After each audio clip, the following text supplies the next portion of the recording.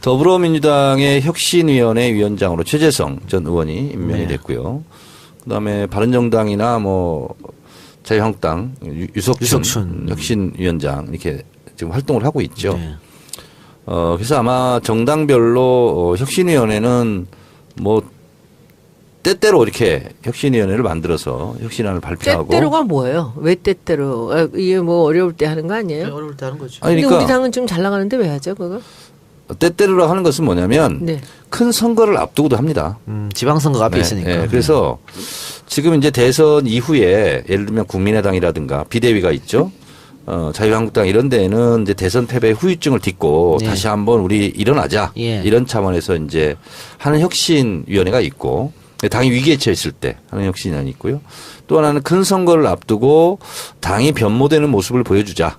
그래서 우리는 이렇게 당원 당규를 이렇게 바꾸고 있다. 그래서 우리가 이제 지금은 당이 뭐 위기라기보다는 지방선거 를 이제 한번 잘 치러서 문재인 정부에 확실하게 힘을 실자 뭐 이런 명분을 가지고 이제 혁신위원회를 하고 있는 것 같아요. 자유한국당과는 이제 좀 다른 결이 이제 있는 거죠. 그래서 자유한국당은 흩어진 지지층, 보수층을 결집하는데 주력할 것 같고요. 일단 홍준표 대표도 이제 그런 방향으로 가는 것 같고. 근데 이제 우리 더불어민주당의 혁신위원회는 지방선거 승리에 얼개를 짜지 않을까 그런 생각이 듭니다. 경선 방식도 거기서 논의하는 거예요? 당연합니다. 그래서 지난번 문재인 당대표 때 혁신위원회가 있었죠. 예. 그때 김상곤 혁신위원장. 네네. 당의 위기도 수습하면서 실제로 총선 룰까지 만들었고. 조국 의원도 거기 위원이었고. 그렇죠. 그리고 컷오프 20% 이것이 되면서 이제 난리가 났고 실제로 이제 국민의당과 분당이 되는 이런 상황이 이제 그게 혁신위로부터 출발한 거예요. 혁신위의 혁신안. 그래서 이 혁신위 안은 당에서 굉장히 첨예한 문제입니다. 이 혁신안에 따라서 유리할 수도 있고 불리할 수도 있는 세력이 나오게 돼 있어요. 그래서 찬반이 뜨겁게 이렇게 토론이 되는 상황인데요. 예를 들자면 이런 거예요. 지난번 문재인 당대표 때 혁신위 안처럼 20% 컷오프를 했을 때 거기에 들 것 같은 사람들은 무조건 반발하는 것처럼 이번에 지방선거의 공천의 룰을 만약에 혁신위에서 손을 댄다. 발표를 한다 했을 때 반드시 유불리가 있게 되지 않겠습니까? 그렇겠죠. 자, 그런데 지금 대체적인 방안은 추미애 당대표가 지금 당원 배가 운동을 하고 있어요. 예. 그래서 100만 권리당원 이것을 만들어보자 지금 이러고 있거든요. 그리고 대선 때 기여했다. 그래서 1급 포상, 2급 포상을 대대적으로 3,000명인가요? 뭐 이렇게 직접 현장에서 수여하고 이렇게 했다는 것은 뭐냐면 실제로 당의 가장 뿌리 조직인 당원들로 하여금 자부심을 느끼게 하고 당원 배가 운동을 하겠다. 여기까지 지금 발표가 된 상태죠.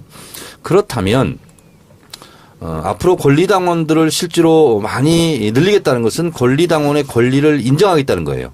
그리고 당의 가장 큰 또 선거 중에 하나인 지방선거에서 그러니까 공천에 실제로 권리당원들이 참여할 수 있는 이런 방향으로 대체적으로 짜지 않을까 저는 이제 예상을 좀 합니다. 그렇다면 여기서 이제 문제가 되는 것이 디테일로 들어가다 보면 권리당원 행사를 권리당원 자격을 어떻게 줄 것인가 이겁니다. 그러니까 지금의 당원 당규상은 올 12월 31일 기준으로 당비를 6번 납부한 사람 이것이 일단 당 권리당원의 권리 행사를 할 수 있는 것으로 되어 있는데 6개월 이상이죠. 그러니까 한 달에 한 번이니까. 그렇습니다. 근데 이게 이제 선거에 임박하면 이걸 좀 기간을 단축해 주자. 이제 이런 논의가 있는 거예요. 예를 들자면 혁신위에서 그거를 3개월로 하자. 뭐 4개월로 하자. 아니면 2개월로 하자. 이런 것은 혁신위에서 이제 안을 내는 거예요. 그러면 이걸 가지고 중앙위원회, 당무위원회, 최고위원회를 거치면서 이제 통과가 되는 거죠. 그 과정에서 예를 들면 권리당원으로 공천권을 결정했을 때 유리한 사람이 있을 수 있잖아요. 근데 또 갑자기 영입된 사람이라든가 이런 사람들은 또 불리할 수 있잖아요. 네, 그럴 수 있죠. 그래서 그런 부분은 논란의 소지가 있다는 것을 안고 출발할 수밖에 없다. 이렇게 생각을 하는데 제가 혁신위원으로 제가 몇 번 또 활동을 한 적이 있어요. 근데 이제 항상 보면은 당원의 권리를 확대하자. 이것이 명분이 맞는 겁니다. 그리고 중요한 당의 정책에 대해서는 의원들끼리 의원총회에서 결정하는 것은 안 된다. 전당원 투표로 예. 중요한 당론을 결정해서 당의 정치 노선을 결정하자. 이런 것이 대체적으로 이제 명분으로 올라옵니다. 올라오는데 그것을 예를 들면 뭐 너무 소모적이라든가 너무 분산이 된다거나 힘이 분산된다거나 이런 주장으로 대체적으로 또 이제 그것이 또 유야무야 되는 경우도 좀 있어요. 그런데 저는 대한민국 헌법 1조 2항을 빗대서 얘기한다면 더불어민주당의 당권은 당원에게 있고 모든 당의 권력은 당원으로부터 나온다. 이 정신은 훼손될 수 없다라는 측면에서 당원들이 많이 들어와서 실제로 당의 여러 가지 정책과 노선을 결정하는데 적극적으로 참여해 주는 것이 맞다.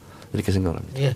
혁신위에서 혁신안을 내게 되면 찬반이 있을 수밖에 없다고 정청래 의원이 얘기했습니다. 앞에서. 네. 그럼 지방선거 앞두고 자신의 어떤 이해관계에 따라 가지고 당내 갈등이 다시 노출될 수 있을 것 같은데요. 이 혁신안에 따라서. 그럴 수 있습니다. 혁신안이라는 것은 항상 논쟁거리예요. 네. 그럴 수밖에 없다. 당에서. 질문이 많아요. 네. 제가 사실은 혁신이라는 것이 어떤 있는 상황에 대한 게 잘못된 상황을 인정하고선 만들어지는 거거든요. 그 단어 자체가. 예, 그렇죠. 그러니까는 지금 자유한국당이나 다른 당들이 국민의당이 혁신을 한다면 말이 되는데 지금 우리는 역대 한 번도 가져보지 못한 지금 지지율을 갖고 있거든요. 50%가 넘는 지지율을 갖고 있는데 지금 이 시점에 혁신을 하겠다라고 뭐 모임을 만들고 한다는 것 자체가 제가 보기에는 그렇게 더 잘하자라는 것보다는 뭐 다른 뜻이 있는 게 아닐까라는 저는 그런 생각이 좀 들어요. 그래서 아까 말씀하셨잖아요. 지방선거를 앞두고 한다라는데 이게 뭔가 고치기 위한 거, 바꾸기 위한 거라고 한다면은 이게 뭐 당원 당규가 이게 매일 이렇게 바뀌어야 돼요, 늘.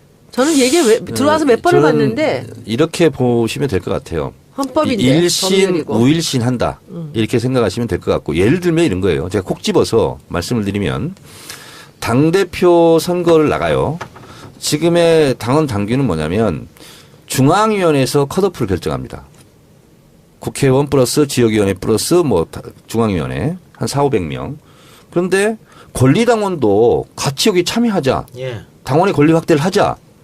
이런 것은 지난번 추미애 당대표 나왔을 때 실제로 제가 권리당원 행사 때 추미애 당대표 후보죠 그때 초청이 돼가지고 할 때 제가 질문을 한번 했어요. 왜냐하면 여기 있는 권리당원들이 지금 모임을 하는데 이 권리당원들도 당대표 선거는 당연히 이제 투표권이 주어지는데 컷오프를 왜 국회의원과 지역위원장과 중앙위원들만 이걸 행사를 하느냐. 네. 권리당원들은 다 전화로 온라인으로 물어볼 수 있는 거 아니냐. 이렇게 질문을 제가 한 적이 있어요. 그리고 권리당원들이 그걸 원해요. 그러면 그거는 지금 막혀 있잖아요. 권리당원들 행사가. 근데 이것을 터주는 것은 저는 좋은 것 같아요. 그러면 당원 당규를 바꿔야 돼요. 그래서 그거는 혁신위원회에서 예를 들면 이런 거 안을 낼 수도 있는 거죠. 그러니까 지금의 당 지지율이 있기 때문에 혁신위원회가 필요 없다. 이런 관점보다는 좀 더 당원들의 민주적 권리 행사를 확대하는 방향으로 혁신안을 낼 수도 있는 거거든요. 예. 네. 또 있습니까? 그게 혁신이라고 보기보다는 항상 뭐 하면서 조금씩 바꿔나가면서 가는 것은 좋다고 생각해요. 근데 혁신이라는 말 자체는 조금 더 확 바뀌는 거거든요. 좀 뒤집어서 바꿔버리는 거기 때문에 저는 이 용어라든지 얘기 맞지 않다고 생각하고. 왜냐하면 당대표가 예를 들면 지금 3명, 4명 너무 컷오프하고 이랬을 때 중앙위에서 하는 것을 권리당원으로 확대한다. 지금 한 30만 정도 된다는데 이건 확 바꾸는 거죠. 예, 알겠습니다. 근데 그거는 의원님 생각에 그렇게 하시는 거지만은 지금 뭐 제가 보기에는 아무리 객관적으로 봐도 우리 당이 지금 혁신이라는 말을 쓸 시기는 저는 아니라고 봐요. 권리당원들이 네. 이걸 원해요. 아니 권리당원 얘기는 그렇다고 그러니까 치고. 권리당원들이 원하는데 지금 막혀 있는 거거든. 이걸 고치는 것은 그거 혁신이죠. 하나뿐이 아니죠. 그럼 지난번에 혁신위원회에서 우리 당이 바닥에 있을 때 그때 그 김상곤 위원장의 그 혁신위원회에서 한 게 뭐예요? 그 최고위원 뽑는 그 룰을 다 바꿨잖아요. 네네. 근데 그게 맞아요? 저는 그때 개인적으로 반대했어요. 반대했죠. 네네. 근데 그것은 정해서 갔는데 제가 보기엔 그건 잘못된 것 같아요. 고쳐야 될 것 같아요. 네. 근데 우리가 잘못된 룰을 조금씩 개선해 나가는 것들은 저는 그러니까 좋다고 이번에 생각해요. 그러니까 최고위원을 서울시도당 위원장이라든가 위원장이 겸임해가지고 1년씩 돌아가면서 한다는 것은 그때 안 맞다고 제가 정치 알바에서도 얘기를 좀 했는데 예를 들면 그걸 원래 방식대로 돌아간다. 그것도 혁신 안에서 포함될 수 있는 거예요. 아니죠. 혁신이라는 게 지금 그 다른 당들에 비해서 우리 당이 옛날에 처했을 때 같은데 혁신위원회가 정말 필요할 때였거든요. 근데 지금은 이런 위원회가 생겨서 하기보다는 지금 문제점이 있는 당원 당규라든지 그런 그 경선 룰이라든지 그런 최고위원 뽑는 방법 같은 것은 조금씩 중앙위원회랑 다 지도부가 해나가는 건데 혁신위원회란 이름을 갖고 조직을 만들어서 하는 그런 시간들은 좀 이상한 것 같아요. 그러니까 지금 제 생각은 그렇습니다. 손혜원 의원이 말씀하시는 방식은 전당대회 준비위원회라고 있습니다. 그렇죠. 예, 그래서 줄여서 전준위에서 보통 이제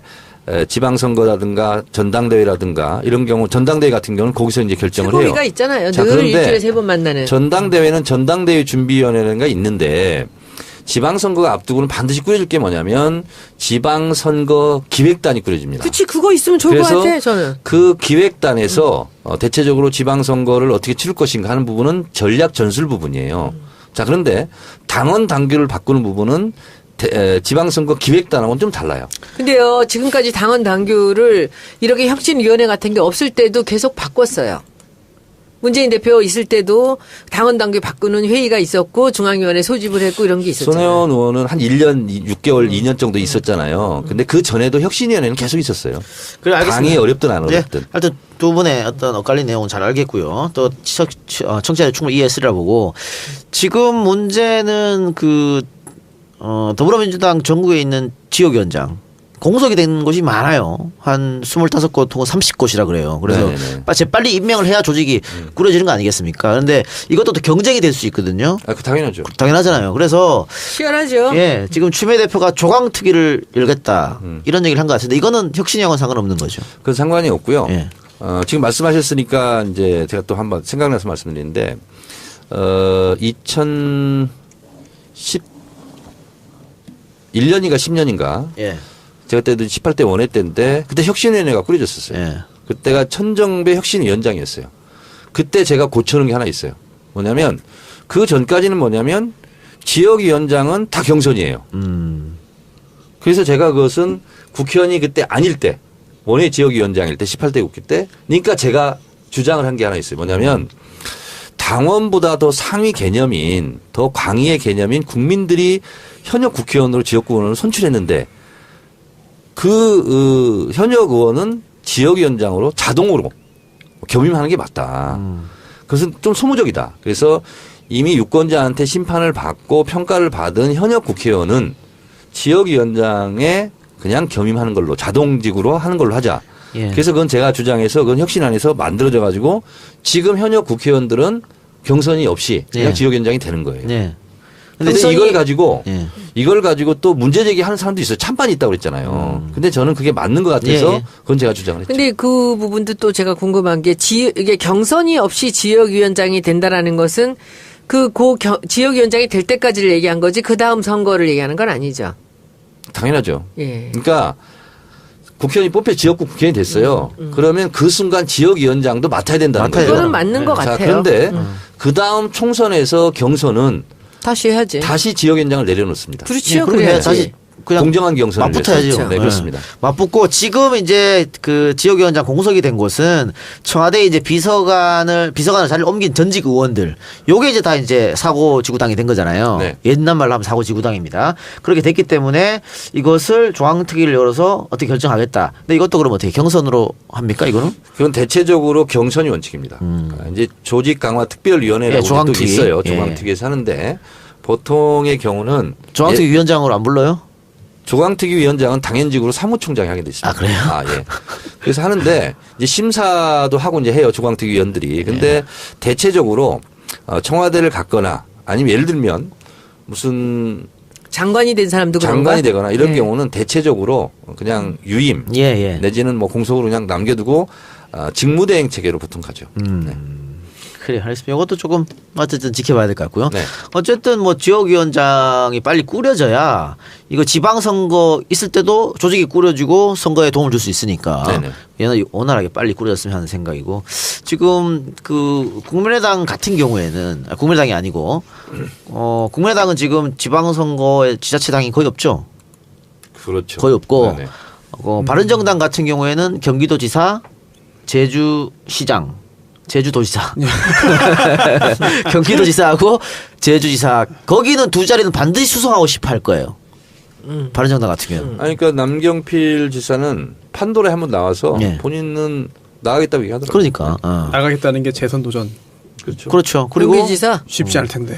자유한국당 같은 경우는 TK. 안 되겠죠? 아니 이번에 그 리얼미터에서 여론조사 했어요. 네, 이재명 시장. 이재명 시장이 40%인가 압도적이던데요? 압도적? 압도적이더라고. 한 4배 정도, 네. 3-4배 정도 네. 앞서 있던데, 그 제가 그 사실을 이혜원 대표한테 보여줬거든요. 깜짝 놀라더라고. 몰랐대요? 왜 몰라요 그걸? 몰라더라고. 그런 감도 없었어요. 세상 물정을 모르시네. 그러니까. 그 오늘 발표한 건가?